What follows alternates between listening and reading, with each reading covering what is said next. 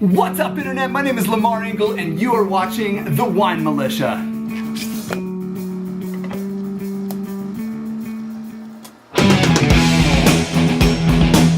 Now, if this is your first time tuning in, we do a little something different here. We do revolutionary wine experiences, and today is no exception. We are going to be doing something called blind tasting. Blind tasting has been a sport. We have a little program that we do that is a blind tasting challenge. We do it with large groups, small groups. When it gets to smaller groups, we do something called 3 blind mice. The criteria is as follows. We bring out 3 unknown wines, taste them, and you go ahead and see if you can guess what variety they're from. There are some fair game rules. Some of these wines have to come from regions that are pretty much well known for growing wine.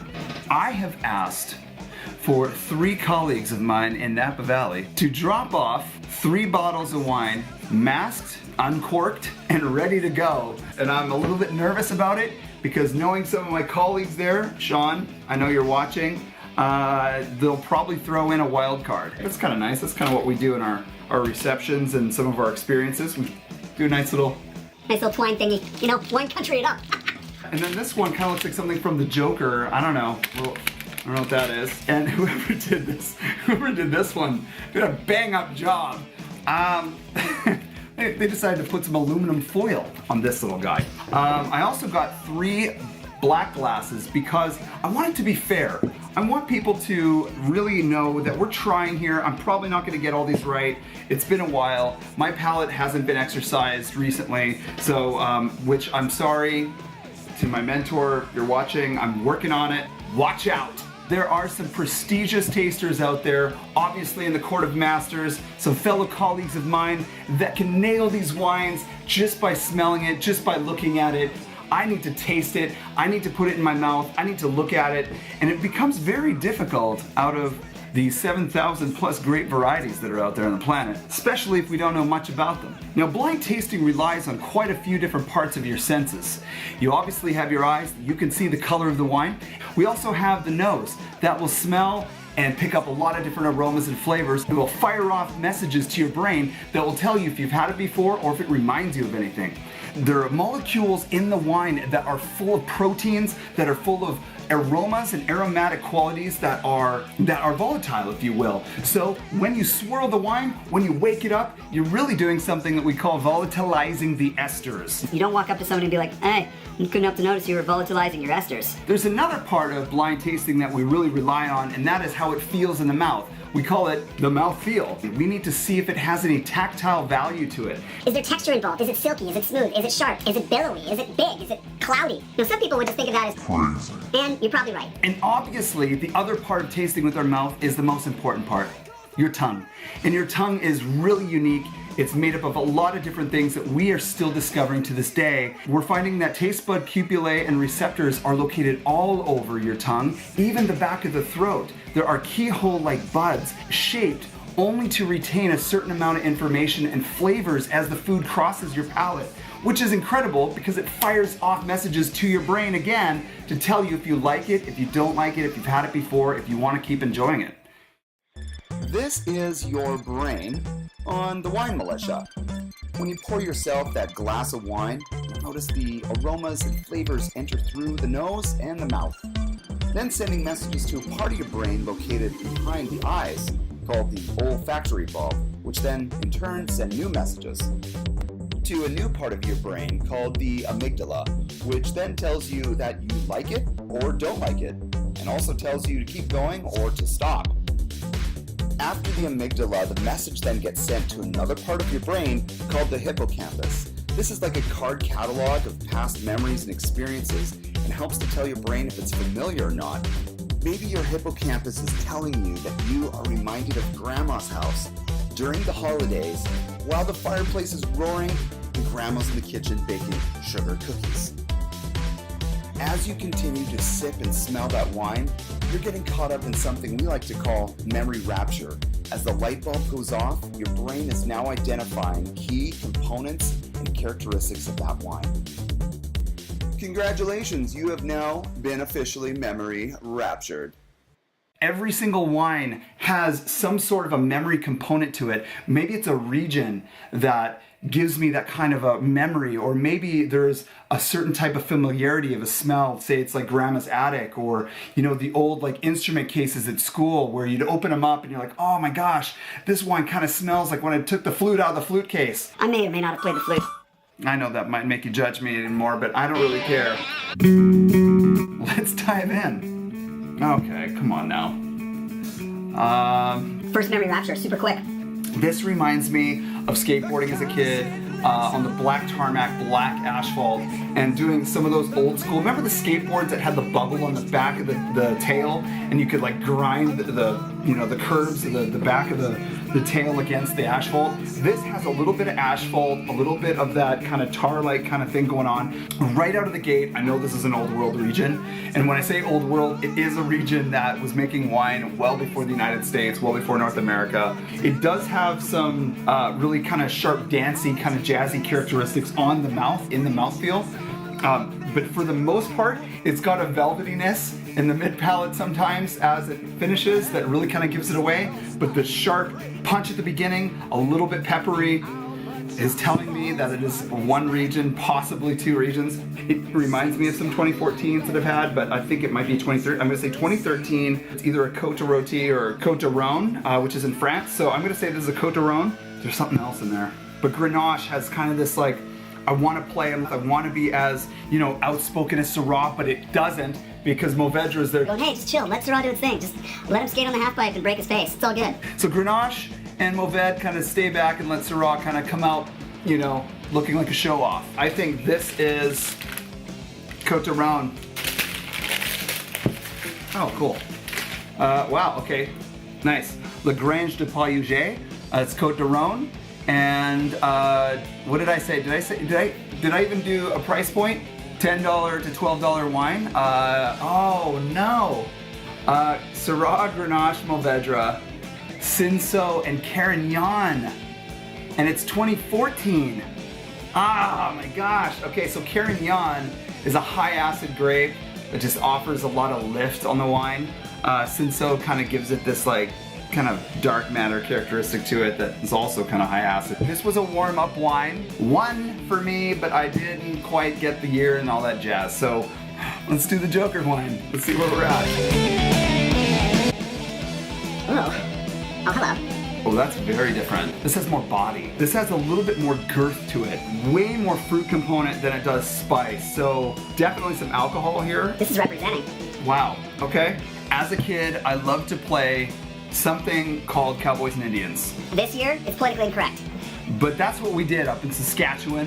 Nobody got killed, they just got captured, and it was always the Cowboys. This reminds me a lot of when I had like a 6-shooter that shot caps. You remember caps, when you put the cap ring in there and this reminds me not of the firing off so much, but the metal of the little 6-shooter against the leather holster. And as I pulled it out, there was friction, you could smell it. This has a really attractive quality to it because there's a leathery component. I'll be very shocked again if this one is from the New World because it offers a little funk. It reminds me of a Nebbiolo because it's got some power to it.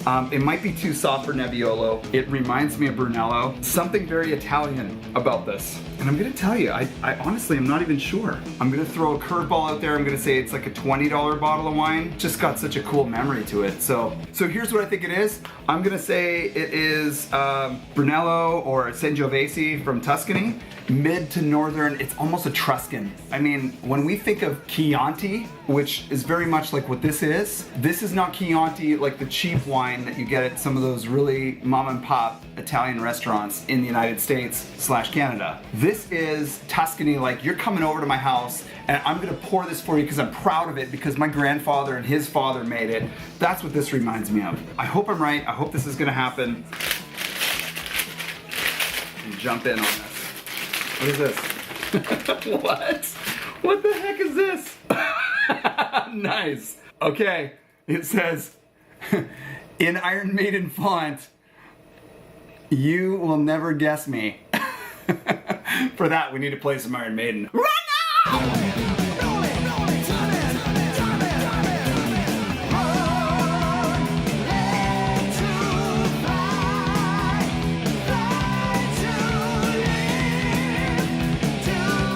I love, oh, I know who did this. You know I love Maiden, so this is good. Oh, wow. And I'll tell you right now, I see the little, the Chianti rooster on this, so I'm gonna open this up. I feel like I won a prize. I didn't guess the vintage. I was gonna guess 2012, but I was way off. It's 2010. Wow, Chianti Classico Reserva DOCG from Querceto. But I like it. You know why I like it?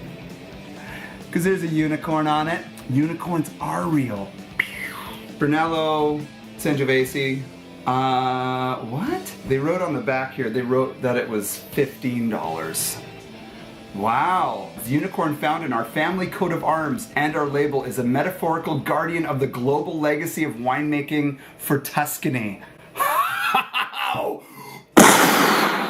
don't know why I did that. 2 for 2, kids. Well, except this one I missed one of them, okay? So I got most of it. So that's what counts. I'm just giving a little sip of this one. This one has got to be kind of the most interesting kind of space cowboy I've seen in a while.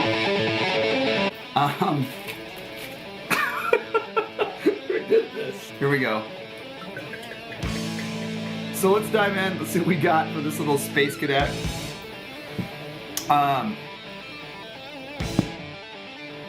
What? I don't even know how to put my finger on this. Is this a fair game wine? Or is this... Oh, I'm struggling here. Wow. I don't think I've ever smelled anything like this before. Guys, I'm struggling here. This is embarrassing. I'm sweating. Ah! All right, well, it's young. Only because it smells really vibrant. It doesn't smell like it's an old wine. Wow, it's like jammy and sweet. Wow. I'm getting a memory rapture of pouring syrup for pancakes called choke cherries. I've talked about them before in the videos. Choke cherry syrup. It's kind of like cranberry and blueberry kind of thrown together is what it feels like. It's very plummy too. It's got like a juicy plum going on. There's not a lot of body to it. It's kind of thin, but it's unique. This is a graduation wine, so if you're like into Slurricane, I love Slurricane, don't get me wrong. Getting shot tonight. If you know what Slurricane is, keep drinking it. It's good for you. If you're drinking white Zinfandel and you want to graduate and you want to be like, you know what, I don't really like reds, but I'm gonna just jump in anyway. This would be a good little graduation present. I think this one's dangerous because I'm not detecting a lot of alcohol. If this has like a ton of alcohol in it, this is too drinkable. This is too easy to drink. Matter of fact, it's like, I don't know, man. This is really strange. It's got like a chocolate thing going on too, by the way. Is this a chocolate wine? This is a chocolate wine, isn't it? I knew it. I don't even know. I want to see the color. Wow, it's a lot darker than I thought. Wow. That's weird. I'm gonna say it's a Zinfandel. It definitely plays like a Zinfandel. It's kind of got a little briary thing. It's got more plum than anything. I think it might be from Washington.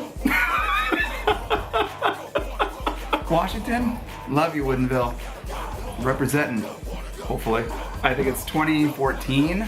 It's pretty young.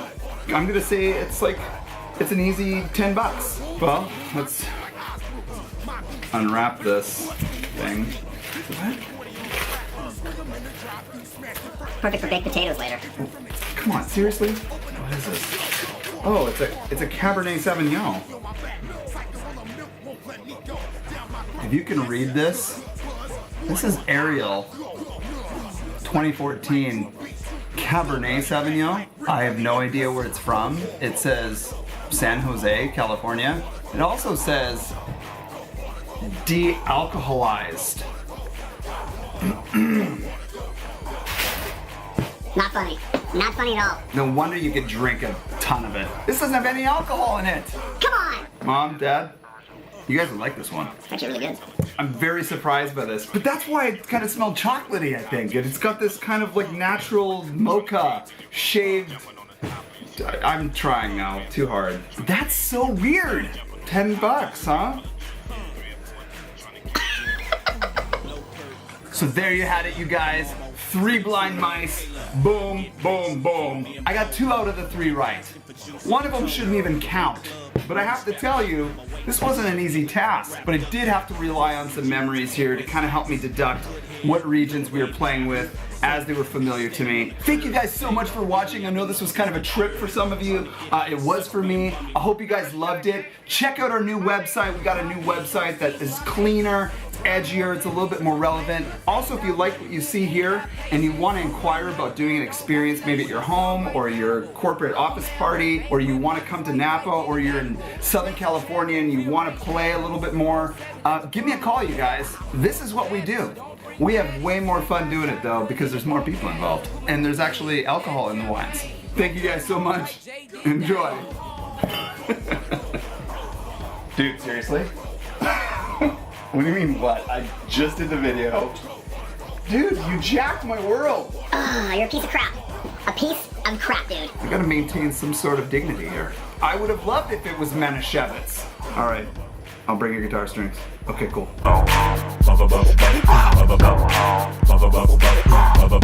Sit.